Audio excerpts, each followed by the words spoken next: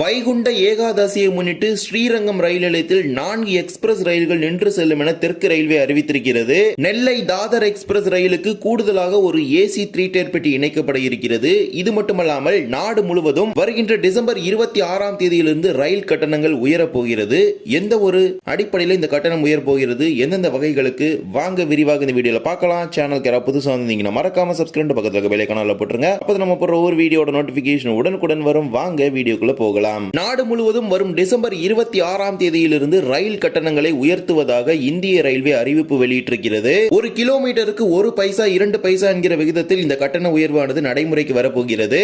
இந்த கட்டண உயர்வு என்பது புறநகர் ரயில்கள், அதாவது சென்னை, சப்பர்பன், மும்பை இது போன்ற புறநகர் ரயில்களுக்கு இது உயர்த்தப்பட மாட்டாது என்று தெற்கு ரயில்வே அறிவித்திருக்கிறது. அதே போலவே சீசன் டிக்கெட் பயணிகளுக்கும் இந்த கட்டண உயர்வு என்பது நடைமுறையில் வராது. குறிப்பிடப்பட்ட வகை பெட்டிகளுக்கு இந்த கட்டண உயர்வு நடைமுறைக்கு வந்திருக்கிறது. அன்ரிசர்வ்ட், ஸ்லீப்பர், அதே போலவே ஏசி பெட்டிகளுக்கும் நடைமுறைக்கு வரப்போகிறது. அன்ரிசர்வ்ட் ஆர்டினரி பெட்டிகளை பொறுத்தவரை 215 கிலோமீட்டர் தூரத்திற்குள் பயணிக்கக்கூடிய ரயில்களுக்கு இந்த கட்டண உயர்வு நடைமுறையில் வராது. தற்போது உள்ள அதே கட்டணமே இந்த ரயில்களில் தொடரும். அதே நேரத்தில் 215 கிலோமீட்டரை தாண்டி அன்ரிசர்வ்ட் பெட்டிகளில் நாம் பயணிக்கும் பொழுது அதற்கான கட்டணத்தில் கிலோமீட்டருக்கு 1 பைசா என்ற விகிதத்தில் கட்டண உயர்வு நடைமுறைக்கு வரும். அதே போலவே ஏசி மற்றும் நான் ஏசி ஸ்லீப்பர் பெட்டிகளுக்கு ஒரு கிலோமீட்டருக்கு 2 பைசா என்ற விகிதத்தில் கட்டண உயர்வானது நடைமுறைக்கு வரப்போகிறது. அதன்படி ஒரு நான் ஏசி ஸ்லீப்பர் பெட்டியில் நாம் 500 கிலோமீட்டர் தூரத்திற்கு பயணிக்கிறோம் என்றால் நமக்கு 10 ரூபாய் கட்டணமானது உயர்த்தப்படும். இந்த அடிப்படையில் தான் ஸ்லீப்பர், ஏசி, அன்ரிசர்வ்ட் வகையிலான பெட்டிகளுக்கு கட்டண உயர்வு நடைமுறைக்கு வந்திருக்குது. அன்ரிசர்வ்ட் பொறுத்த வரைக்கும் 215 கிலோமீட்டர் தூரத்தை தாண்டி பயணிக்கும் பொழுது ஒவ்வொரு கிலோமீட்டருக்கும் 1 பைசா என்ற விகிதத்தில் கட்டண உயர்வானது நடைமுறைக்கு வரும். ஃபார் எக்ஸாம்பிளுக்கு இப்போதைக்கு இங்க சென்னையிலிருந்து மதுரைக்கும் சென்னையிலிருந்து கோயம்புத்தூருக்கும் 330 ரூபாய் நீங்க வந்து ஸ்லீப்பர் பெட்டியில பயணிக்கிறதுக்கு கட்டணமாக கொடுக்குறீங்கன்னா அடிஷனலா ஒரு 10 ரூபாய் சேர்த்து 340 ரூபாய் கட்டணமாக கொடுக்கிறதா வரும் வருகின்ற டிசம்பர் 26ஆம் தேதியிலிருந்து. இதன் மூலமாக இந்திய ரயில்வேக்கு ஆண்டுக்கு 600 கோடி ரூபாய் கூடுதல் வருவாய் கிடைக்கும் என்று இந்திய ரயில்வே வாரியம் குறிப்பிட்டிருக்கிறது. ஏற்கனவே கடந்த ஜூலை மாதம் 1ஆம் தேதியிலிருந்து தான் பல்வேறு விதமான வகை பெட்டிகளுக்கு இந்த கட்டணமானது கூடுதலாக உயர்த்தப்பட்டது. இருப்பினும் இப்போது அடுத்ததாக டிசம்பர் மாதத்திலேயே இந்த கூடுதல் கட்டண உயர்வு என்பது சிறிய கால இடைவெளியிலே நடைமுறைக்கு வந்துவிட்டது.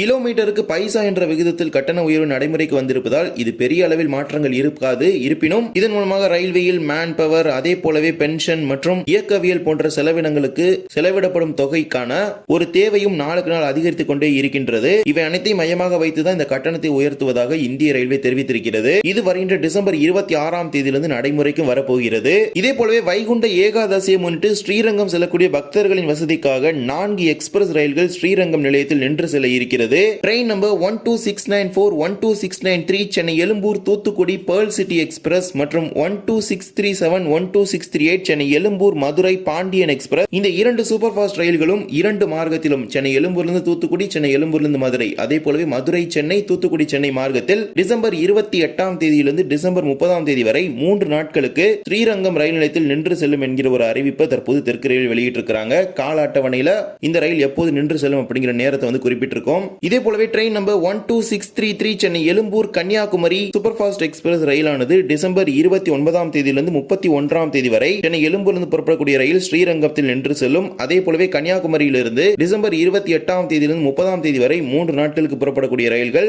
ஸ்ரீரங்கம் ரயில் நிலையத்தில் நின்று செல்ல இருக்கிறது. இதே போலதான் 16101, 16102 தாம்பரம் கொல்லம் எக்ஸ்பிரஸ். தாம்பரத்திலிருந்து டிசம்பர் 29ஆம் தேதியிலிருந்து 31ஆம் தேதி வரை புறப்படக்கூடிய ரயில்கள் ஸ்ரீரங்கத்தில் நின்று செல்லும். அதே போலவே கொல்லத்திலிருந்து டிசம்பர் 28ஆம் தேதியிலிருந்து 30ஆம் தேதி வரை புறப்படக்கூடிய ரயில்கள் ஸ்ரீரங்கம் ரயில் நிலையத்தில் நின்று செல்லும் அப்படிங்கிற ஒரு அறிவிப்பை தற்போது தெற்கு ரயில்வே சார்பாக வெளியிட்டிருக்கிறாங்க.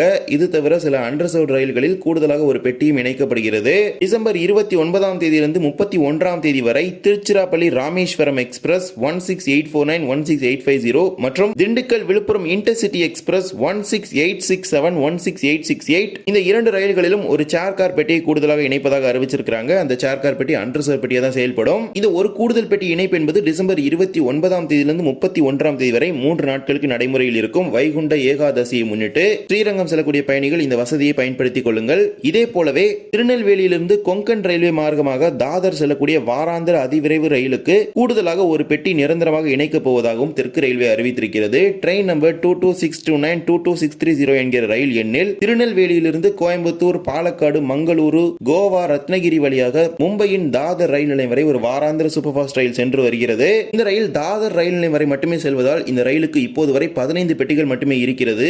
LHB பெட்டிகளை பொறுத்த வரைக்கும் 22 பெட்டிகள் பெட்டிகள் வரை இணைக்க முடியும். இதற்கான ஒரு பரிந்துரை கூட பாத்தீங்கன்னா லாஸ்ட் இயர் ரயில்வே போர்டுக்கு அனுப்பியிருந்தாங்க. தாதர் ஸ்டேஷனுக்கு போகாம லோகமான்ய திலக் டெர்மினஸ்க்கு போய் இந்த ட்ரெயினோட காம்போசிஷனை 15 இருந்து 22 இன்க்ரீஸ் பண்றதுக்கான ப்ரொபோசல் எல்லாம் போனுச்சு. பட் அது என்னாச்சு அப்படிங்கிறது தெரியல.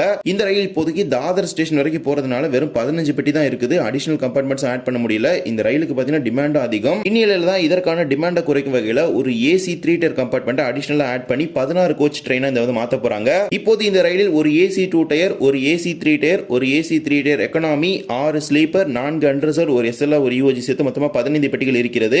கூடுதலாக ஒரு ஏசி 3 டயர் பெட்டி இணைக்கப்பட்டு 3 டயர் வகையிலான பெட்டிகளின் எண்ணிக்கை 1 2 உயர்கிறது. இதன் மூலமாக இனிமேல் 16 LHB பெட்டிகளை கொண்ட ரயிலாக திருநெல்வேலி தாதர் சூப்பர் ஃபாஸ்ட் இயங்க இருக்கிறது. திருநெல்வேலியிலிருந்து டிசம்பர் 24 தேதியிலிருந்தும் தாதரிலிருந்து டிசம்பர் 25 தேதியிலிருந்தும் இது நடைமுறைக்கு வரும். மும்பை செல்லக்கூடிய பயணிகளுக்கு ஒரு கூடுதல் பயனாக இது கிடைக்கப்பெறும். ஏனென்றால் திருநெல்வேலியிலிருந்து தாதர் செல்வதற்கு ஒரு அதிவேகமான ரயில், குறைவான நிறுத்தங்களுடன் செல்லக்கூடிய ஒரு ரயில் என்றால் இந்த ரயில் என்றே சொல்ல முடியும். இந்த ஒரு வீடியோவால தான் இந்த வீடியோ பிடிச்சிருந்தா மறக்காம like and share and subscribe பக்கத்துல இருக்க பெல் ஐகானை போட்டுருங்க. அப்ப நம்ம போடுற ஒரு வீடியோட நோட்டிபிகேஷன் உடனுக்குடன் வரும். இன்னொரு வீடியோ சந்திக்கலாம். தேங்க்ஸ் ஃபார் வாட்சிங்.